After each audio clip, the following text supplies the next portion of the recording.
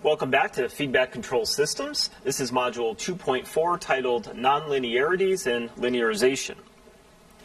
The objectives of today's module are to review what a linear versus nonlinear system is, provide some examples of physical nonlinearities, talk about a linearization method, and finally, work a nonlinear electrical network example.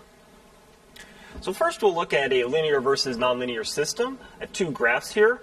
First, on the left, you'll see I have an x variable, and there's the y variable that's a function of x. Similarly, on the right, I have the same x and f of x. What we'll notice on the left side is that we have what's called a linear equation. Now, we know linear equations back from algebra, where we use the general form y equals mx plus b. So in this case, our y variable is f of x. We have our x variable, and then m would be the slope, and then b would be the y-intercept. So looking at this, we see our b-intercept here of 0, and then we're going to have a slope here that we could talk about with regard to m. So I could put together an equation, of this line based on the data will just be f of x equals 0.5x. Now, on the right-hand side of the equation, I have a nonlinear equation. Does not follow this form of y equals mx plus b, follows some other form. Now, I didn't list that, not important at this time. I want to focus first on linear systems and say that they have two key properties. The first being superposition, the second being homogeneity. So I want to look at each of those two separately. So first, I want to look at superposition.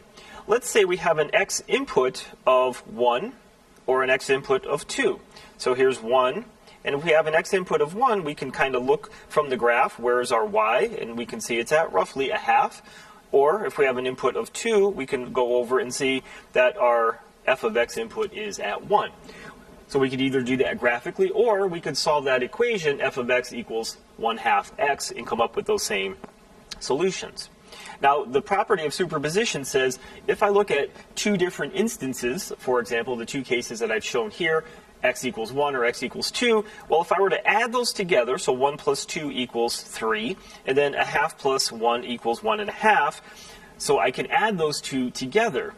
And I can do that for linear systems. Well, we can verify this result if we go onto the graph, look at x is 3, and go over, and we can see that it does indeed equal 1.5. So that superposition property will hold for linear systems. Now, I'll leave it as an exercise for you to maybe use the same inputs for the nonlinear case, 1, 2, and 3, and see does it match. And hopefully you can just kind of eyeball that and see that it will not work for the nonlinear system. The second property is homogeneity, which also we refer to as scaling. So again, let me start by clearing off some ink here. And so for the scaling property, let's say my x input is either 2 or 4. So when my x input is 2, again, my y would be 1, or when my x input is 4, my y would be 2, as shown here. Now for scaling, notice what I did for my x variable. I went from 2 to 4. That's a factor of 2. I scaled it by a factor of 2. And also, my y scaled by the same factor of 2. Again, what I would leave as an exercise for yourself is to look at the nonlinear case and prove that the scaling property would not work for that. So here are, again, two properties we can use to determine if a system is linear. Some examples of physical nonlinearities that you may encounter, thinking back to some of the examples we've had so far in this course, is on the electrical side, we might talk about an electronic amplifier system. So in this case, we're going to look at maybe an amplifier and some saturation characteristics that we may have. So if I look at that first curve, saturation curves, notice that there is indeed a linear region here that follows this y equals mx plus b format. But once we get beyond this dotted line here, notice that I deviate from that linear, and the f of x output isn't as strong. It doesn't have that linear relationship. It actually starts to decrease. So we refer to that region as a saturation region in the amplifier, and that is basically the region beyond the linear region. Now what happens is this will create distortion. I don't have certain input, gives me a certain output. At some point, I might get some distortion in my output waveforms. We'll also see this in magnetics characteristics. Think about a BH curve. We might see, here's a BH curve, and we'll see a very similar characteristic where, again, there might be a linear region up until maybe this point, linear region here, and then a nonlinear region above that point. Now, there's a relationship B equals mu H, where mu is the permeability that we would have for magnetic materials. So we would have core saturation above this. So normally we would try to operate our magnetics, our linear region here, and eventually we can scale this into things like inductors, etc. And an inductor could have a linear characteristic, but it could also have a saturated characteristic, so we might need to model that in some of our electrical systems as well. Another point we might look at from our mechanical systems is when we talked about electromechanical systems and specifically a motor.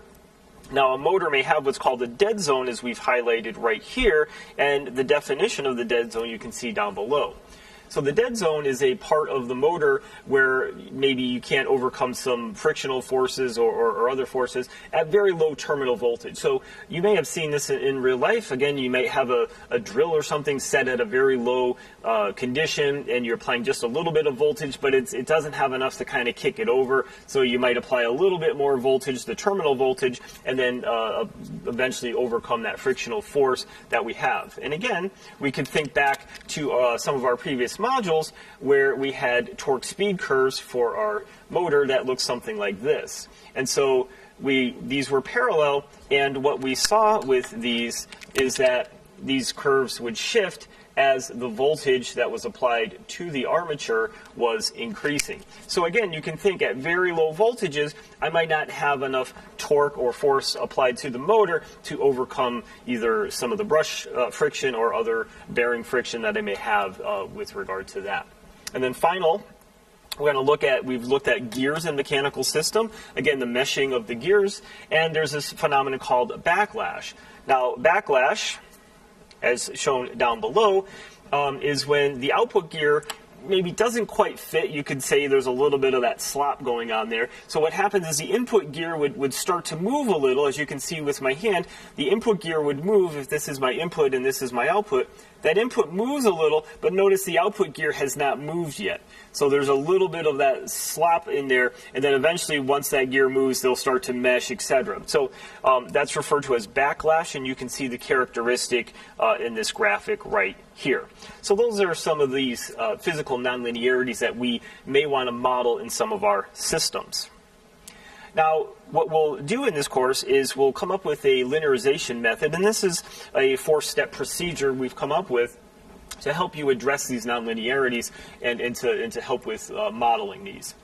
So first, we need to identify the nonlinear component, just like we saw some examples on the previous slides, and write these nonlinear differential equations.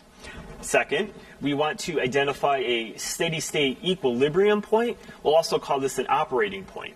And what we're going to do is we're going to try to perturb that operating point with some small signals, and we'll keep it linear around that region and do some approximations and modeling in that regard. Third, we're going to linearize the nonlinear equations and take Laplace transforms of these, assuming 0 initial conditions. And then finally, we're going to separate the input and output variables and form the appropriate transfer functions. So, looking at a graphic, I have an x versus f of x plot as shown here, and what I have in black is my nonlinear representation. So if I'm interested in a specific steady-state equilibrium point, I'm going to call that A, and you can see A right there. That's my point. So I have an x0, so an operating point, x0, and also an f of x0. And what I can do is take a tangent at that point and identify what's going to be referred to as my slope at that point. So notice the blue line here, and that will have a slope m sub A. Now, if I want to look at small changes about A, if I want to perturb that operating point along that linear line, what I can do is see this equation. So here I have an f of x minus f of x0. That is my change of y variable. And really what I'm looking at here is my y equals mx plus b equation, y on the left-hand side. and that's going to be approximately equal to ma, which is the slope of that line, and the change of the x variable, which we can see as x minus x sub 0. So that's going to be our small changes about our operating point by taking a tangent at point A. And we'll redefine some terms here, and you'll see here in blue we're going to define delta x here, and delta x is going to basically be this x minus x0, and then delta f of x would be this f of x minus f of x0. Then what we could do is solve for f of x by, in essence, moving f of x0 to the other side, and then rearranging with our terms plus slope. So now you can see I will have a y equals mx plus b. This would be my b-intercept term there, my slope, etc. So I could write it in form of that expression.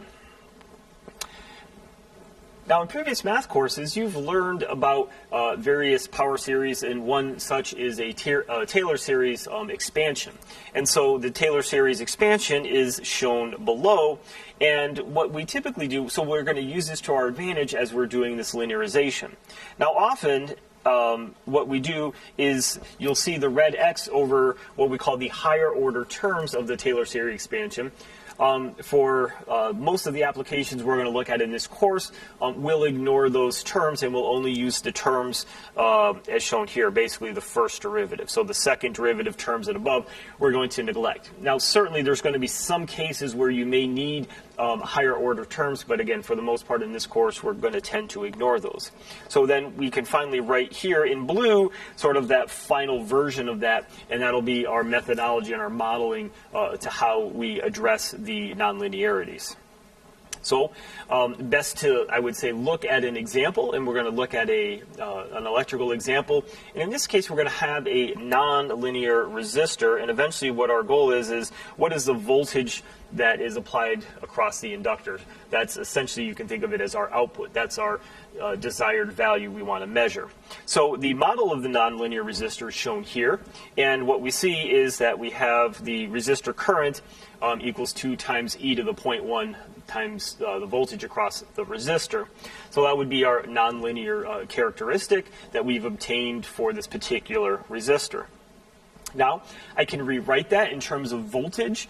So I'm basically taking this current expression, and then the approach is take the natural log of both sides and then rearrange to solve for V sub r. I will leave that as an exercise for you to get from those two steps. Again, as always, if you have questions, please reach out.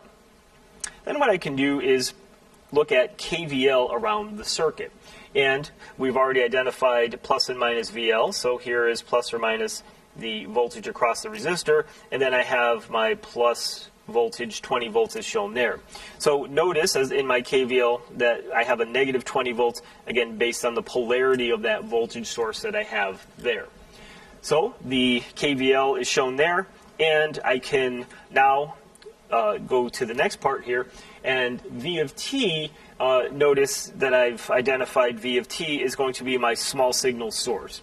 So that's the part that I'm perturbing a little bit to really help look at what the voltage across the inductor is in a small signal sense.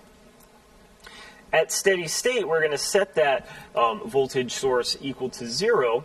And also in the steady state, notice the LDIDT term will tend to 0. So with that said, I can actually solve for the current in the resistor, which is just looking at this equation. The current in the resistor is just going to be the 20 volts divided by the value of the resistor, and so I can solve for that, and that comes out to be just under 15 amps. So that will be my operating point. On the previous slide, we called that point A. That's our operating point, and then about that, we're going to make those small deviations. So now I have this equation for my KVL. I'm just rewriting it, and notice the key thing is I'm substituting in I. So my I term here is now I sub naught plus delta I. So I have my operating point, and I'm making small little deviations around it to actually look at this and keep this in a linear sense. So that's the substitution I'm making here and here. Beyond that, it's the exact same as this equation down here. Then what I can do is take this part here in red and linearize it as shown below. So I'm going to clear some ink here.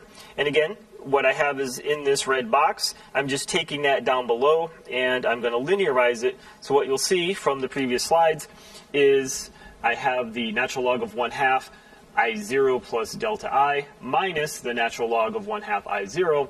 That's going to be my delta f of x on the left.